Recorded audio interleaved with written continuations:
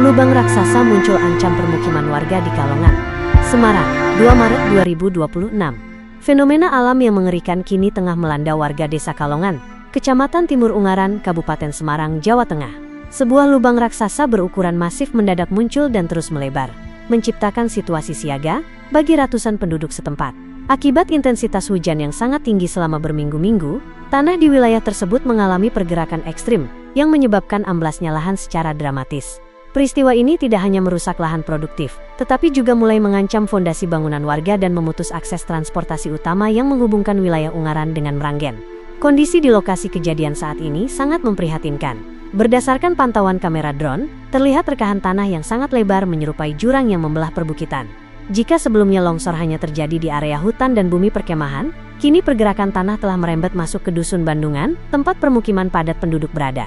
Kedalaman lubang yang muncul terus bertambah setiap harinya, seiring dengan masih tingginya curah hujan di wilayah Kabupaten Semarang. Kalau kerusakannya sangat parah lah, maksudnya karena ini udah menyangkut tanah warga Dusun Bandungan.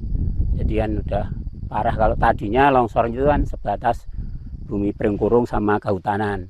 Kalau sekarang udah merembet ke dusun. Kerusakan ini juga berdampak langsung pada sektor ekonomi masyarakat, di mana berhektar-hektar lahan perkebunan warga kini sudah tidak bisa lagi digunakan karena tergerus ke dalam jurang yang curam. Masyarakat yang tinggal di sekitar lokasi kejadian kini diliputi rasa cemas yang mendalam. Sejumlah rumah dilaporkan telah mengalami keretakan pada dinding dan lantai, sehingga memaksa beberapa keluarga untuk segera mengevakuasi barang-barang berharga mereka dan mencari tempat pengungsian yang lebih aman. Pemerintah daerah bersama aparat kepolisian dari Polsek setempat telah bergerak cepat dengan memasang garis polisi dan rambu peringatan di zona bahaya. Kewenangan kami, tentunya kami bersama pemerintah Desa Kalongan, kami bersama juga dari Polsek, Pak Babin Kantipmas, kita buat ini di Polisland juga dan memberikan informasi kepada masyarakat tentang batasan-batasan nanti jangan sampai di pinggir-pinggir itu, maka ada batasnya biar aman. Dan kemudian ini kan ada alat EWS juga, early warning system, dan itu berfungsi sebagaimana memberikan informasi secara sistem, nanti dia berbunyi ketika ada gerakan-gerakan.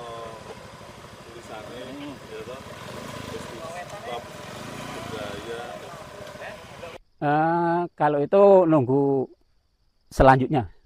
Jadi ya kalau untuk sementara ini kami masih belum.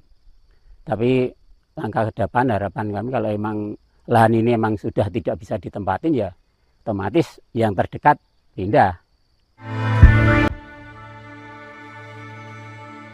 Warga dilarang keras untuk mendekati bibir jurang karena struktur tanah yang masih sangat labil dan sewaktu-waktu bisa kembali amblas tanpa peringatan awal.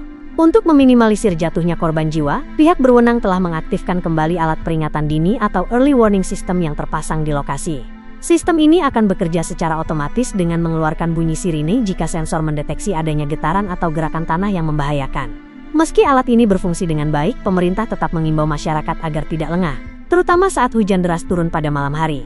Selain itu, pihak PLN juga mulai melakukan langkah antisipasi dengan mendirikan tiang listrik darurat di titik yang lebih stabil.